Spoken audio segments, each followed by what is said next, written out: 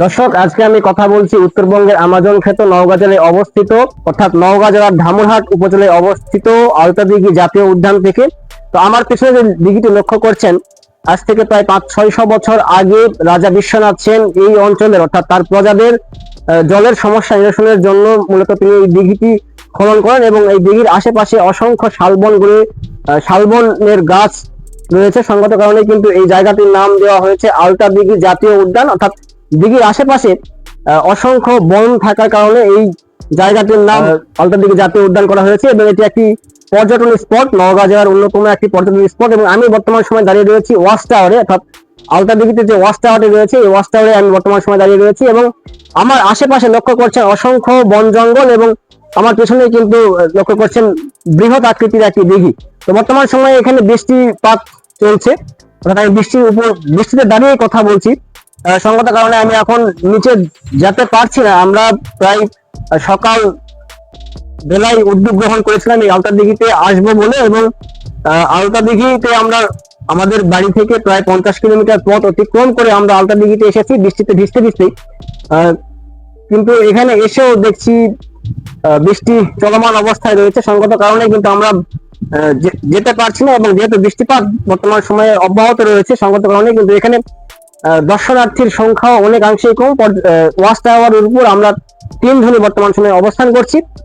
এই আলতা দিঘি কিন্তু রয়েছে বিস্তৃত একটি ইতিহাস এবং ইতিহাস আমার পড়ে আসা হয় না, যেহেতু সকালবেলায় আমাদের উদ্যোগ হয়েছে যে আমরা আলতা দিঘিতে যাবো এবং 50 কিলোমিটার পথ অতিক্রম করে আমরা আলতা দিঘিতে এসেছি এবং যার কারণে কিন্তু আলতা দিঘির বিস্তৃত যে ইতিহাস আমার জেনে আসা হয় নাই। তো আমি বাসায় গিয়ে ইতিহাস স্ক্রিপ্ট আকারে লিখে আপনার মাঝে দেওয়ার চেষ্টা করবো। নওগাঁ জেলার ধামুরহাট উপজেলার ভারত সীমান্ত ঘেঁষে অবস্থান করছে এক অনন্য প্রাকৃতিক স্বর্গরাজ্য, যা সাধারণ মানুষের কাছে উত্তরবঙ্গের আমাজন নামে পরিচিত। অনেকে নামগত সাদৃশ্যের কারণে একে ভুলবশত বগুড়ার আলতাদিঘি উপজেলার অংশ মনে করলেও এই আলতাদিঘি জাতীয় উদ্যানটি সম্পূর্ণভাবে নওগাঁ জেলার ভৌগোলিক সীমানায় অবস্থিত। মাইলের পর মাইল বিস্তৃত এই ঘন অরণ্যের ঠিক মাঝখানে শান্ত আয়নার মতো জেগে আছে একটি বিশাল দিঘি, যার বুক জুড়ে মিশে আছে প্রাচীন বাংলার আবেগঘন ইতিহাস। এই দিঘিটির খনন এবং নামকরণের ইতিহাস জানতে আমাদের ফিরে যেতে হবে আনুমানিক 1400 খ্রিস্টাব্দে, যখন এই বরেন্দ্র অঞ্চল শাসন করতেন রাজা বিশ্বনাথ জগদ্দল। তার রাজত্বকালে এই অঞ্চলে একবার তীব্র খরা দেখা দেয়, যার ফলে মাঠঘাট শুকিয়ে প্রজাদের মাঝে পানির জন্য হাহাকার শুরু হয়। প্রজাদের এই চরম কষ্ট দেখে ব্যথিত হয়ে রানী রাজার কাছে একটি দিঘি খননের অনুরোধ জানান। রাজা রানীর প্রস্তাবে রাজি হন, তবে একটি বিশেষ শর্ত জুড়ে দিয়ে বলেন যে রানী পায়ে হেঁটে উত্তর দিকে যতটুকু দূরত্ব অতিক্রম করতে পারবেন ঠিক ততখানি বড় দিঘি খনন করা হবে। তবে শর্ত ছিল, হাঁটতে হাঁটতে রানীর পা ফেটে যতক্ষণ না রক্ত বের হবে তিনি থামতে পারবেন না। প্রজা কল্যাণের উদ্দেশ্যে রানী পরদিন ভোরেই হাঁটা শুরু করেন এবং দীর্ঘ পথ অতিক্রম করে চলেন। রানীর এই ক্লান্তহীন পথচলা দেখে রাজার আমত্ত ও পাইক পেয়াদারা চিন্তিত হয়ে পড়েন, কারণ রানী এভাবে হাঁটতে থাকলে এত বিশাল দিঘি খনন করা রাজকোষের পক্ষে অসম্ভব হয়ে দাঁড়াবে। এই পরিস্থিতি এড়াতে তারা এক চতুরতার আশ্রয় নেয় এবং রানীর অলক্ষ্যে তার পায়ে লাল আলতা ঢেলে দিয়ে চিৎকার করতে থাকে যে রানীর পা ফেটে রক্ত বের হয়েছে। রানী চরণের সেই লাল রং দেখে বিভ্রান্ত হন এবং শর্ত অনুযায়ী সেখানেই থেমে যান।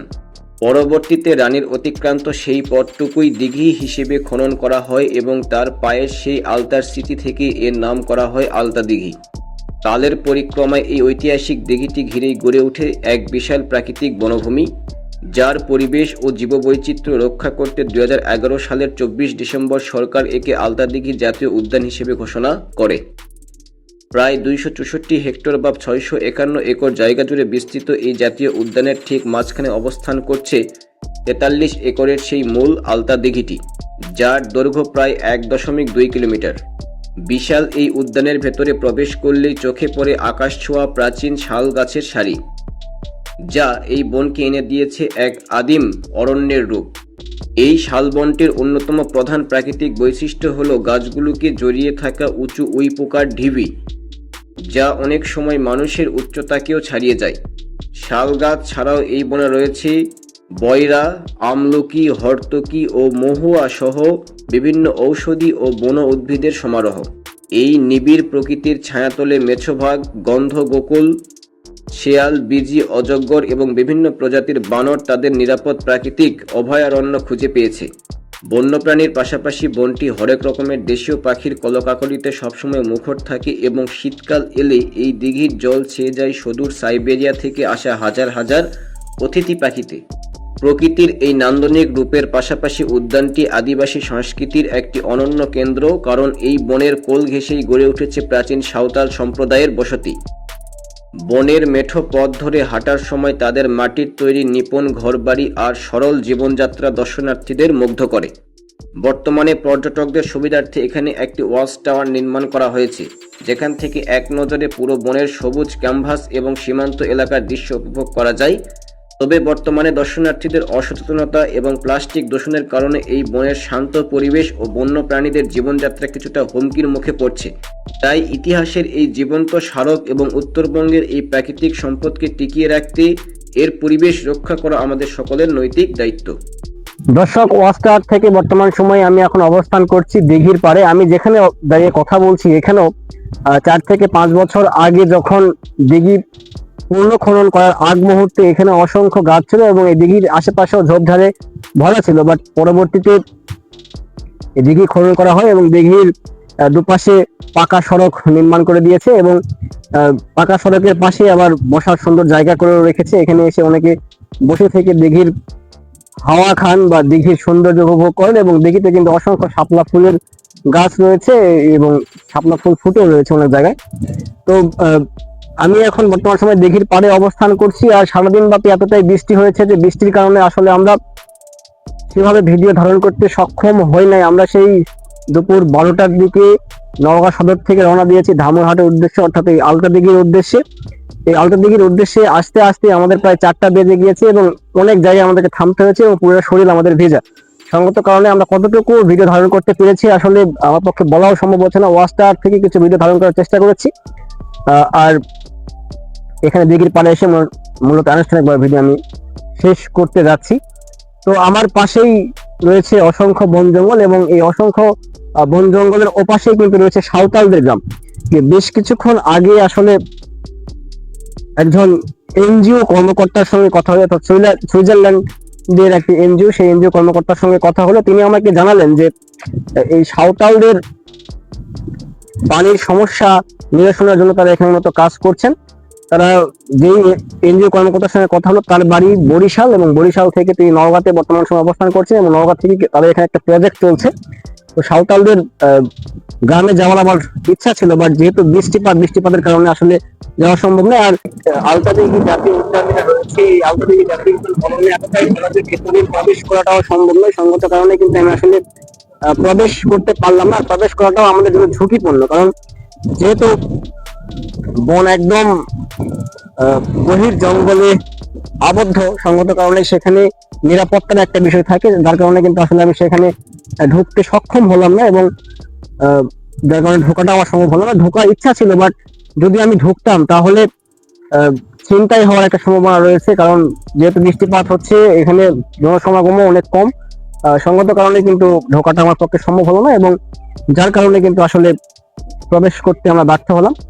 তো আলতা দিঘির বিস্তৃত ইতিহাস আমি তুলে ধরার চেষ্টা করেছি। আর একটি আমি কথা বলে রাখি যে আপনারা লেখাপড়ার পাশাপাশি চাকরি বাকরি, ব্যবসা বাণিজ্য, রাজনীতি সবই তো করবেন, তার পাশাপাশি আসলে আমাদেরকে ঘোরা উচিত, কিছুটা ট্রাভেল করা উচিত। কারণ যদি ট্রাভেল করতে পারেন বা এইসব জায়গাগুলোতে আসতে পারেন তাহলে মানসিক প্রশান্তি যেমন পাবেন, তার পাশাপাশি আমাদের কিন্তু প্রতি 10-12 কিলোমিটার পরপরই আমাদের ভাষার বৈচিত্র্য রয়েছে এবং আমাদের সাংস্কৃতিক কিছু বৈচিত্র্য রয়েছে। বিভিন্ন জায়গার ভাষা, বিভিন্ন জায়গার কালচার কিছুটা হলেও আলাদা। তো এনাদের সঙ্গে যদি মিশেন এবং প্রান্তিক লোকজনের সঙ্গে যদি মিশেন তাহলে অনেক কিছু শিক্ষা নেওয়া সম্ভব এবং ভ্রমণের মাধ্যমে অনেক কিছু শিক্ষা নেওয়া সম্ভব এবং পাশাপাশি মানসিক প্রশান্তিও পাওয়া সম্ভব। তো আমরা আসলে দুপুর 12টার দিকে বের হয়েছিলাম, কিন্তু আসলে আমাদের আস্তে আস্তে এখানে 4টা বেজে গিয়েছে।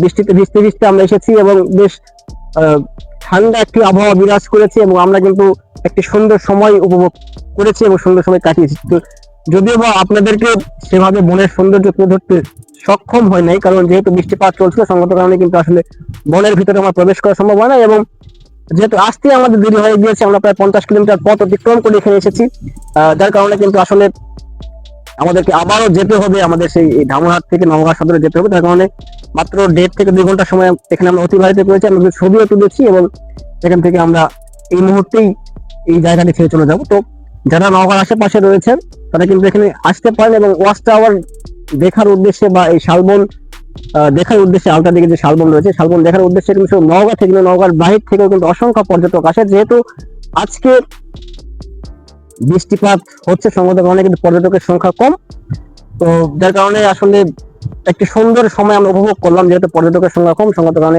আমরা একটা সুন্দর সময় এখানে উপভোগ করলাম। আর এখানে আরেকটি বিষয় হচ্ছে উই পোকার ঢিবি, অর্থাৎ উই পোকা কিন্তু মাটি তুলে তুলে বড় বড় ঢিবি করে করে রেখেছে, কিন্তু এগুলো আসলে বনের ভিতরে, কিন্তু বনের ভিতরে আমার পক্ষে প্রবেশ করা সম্ভব হলো না, যেহেতু বৃষ্টিপাত হচ্ছে এবং বনটাও গভীর অরণ্যে ঢাকা, যার কারণে সেখানে কিছুটা নিরাপত্তা ঝুঁকির বিষয় থাকে, যার কারণে মনের মধ্যে প্রবেশ করা সম্ভব হলো না।